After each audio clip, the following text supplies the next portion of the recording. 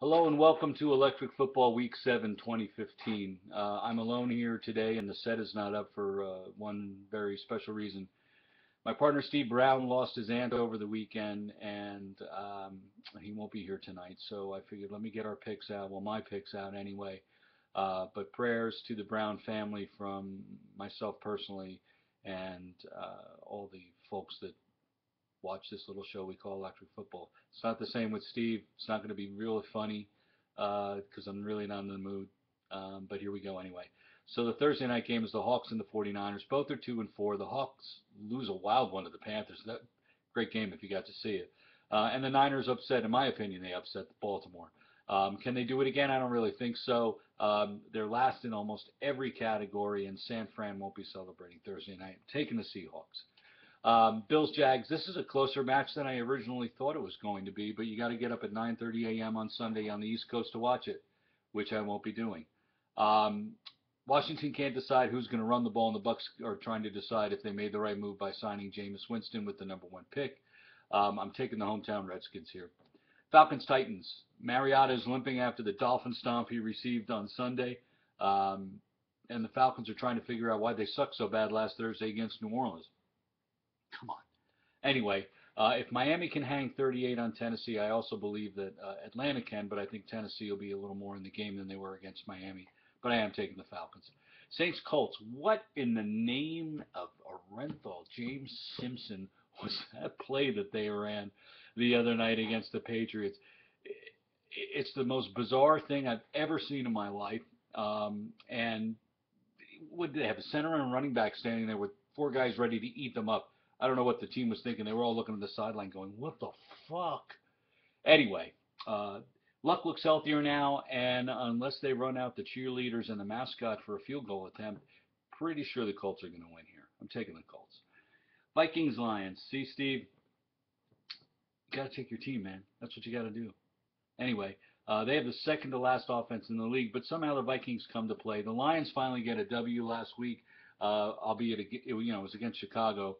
I'm inclined to take them here too, except the little voice in my head keeps whispering Vikings. So I'm going to take the Vikes. Steelers Chiefs. My God, who is their quarterback now? Big Ben's out. Looks like what's his face? Mike Vick is out. Who they have like Landry Jones. He had the 143.9 passer rating. You know, sorry, you're done, Kansas City. The great googly mooglies are over. Andy Reid's going to be gone by the end of the season. Steelers seem to have what, 7 quarterbacks on the team, while 17 other teams in the league are looking for one. Anyway, I'm taking the Steelers here. Browns and the Rams. Gosh, the Browns were very close to a win until Hoyer became, well, Hoyer. The Rams coming off the bye with a strong defense and adequate offense. And by adequate, I mean last in the league. I'm still taking the Rams here just because I think they're rested and they're going to come out swinging. Um, Texans versus the Dan Campbells here. Miami has not beaten Texas ever. The Texans ever. Um, both teams had resounding wins last week, but I got to think the Finns are licking their chops here to beat a team they have yet to beat. Um, I'm going with the hometown team here as my theme so far. Taking a lot of home teams. Jets Pats. This should be on at 4, but it's not. I don't know why it's on at 1 o'clock. I think there's only 2 4 o'clock games. Kind of silly when you got a game of this. 4-1 and what 5-0. Anyway, the Jets aren't equipped to keep up with them in Foxborough, and I hate picking this game because whoever wins, it still pisses me off. So I'm rooting for a tie, but I'm taking the Patriots. Raiders Chargers, 503 yards for Phil Rivers in a loss. Damn. He single-handedly won my fantasy week for me though, and literally I had 3 guys that didn't score any points, and I still beat the other team by over 25 points. So thank you, Phil Rivers. Um, Raiders are coming off the bye and could actually challenge, but I am taking the Bolts here in a close one because they are home. Just mention the theme. Cowboys Giants. Matt Castle. Jeez, how bad can it get? They should call Steelers for a trade and see if they can get somebody. Anyway, the Giants are losing to Philly as I was writing this last night after that Sheila Manning throw. I don't know what that was. Anyway, um, I will expect a bounce back performance from the Giants here, though, and I am taking them in this game. Why? Because they're the home team.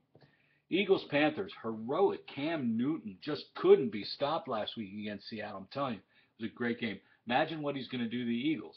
Probably lose. But I just want them to win though. Their offense is ranked pretty far down the food chain, while Philly is a bit more balanced on both sides of the ball. But I'm in a hometown mood this week, and I'm going to take the Panthers. And lastly, but certainly leastly, is the Cardinals and the Ravens. The Cards are at home against a sputtering Ravens team. I can't even imagine what's going on with that team. Flacco had a decent game, but the two picks hurt him. Statistically, good game. Forsett couldn't get much going, and I see the same trouble here.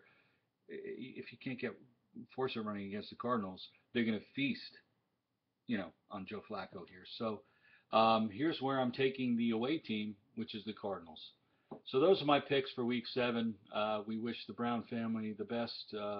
Send our condolences, obviously. And we'll see you next week, hopefully, with a better program than what you just saw. But this is Stu Pace for Electric Football. See you next week.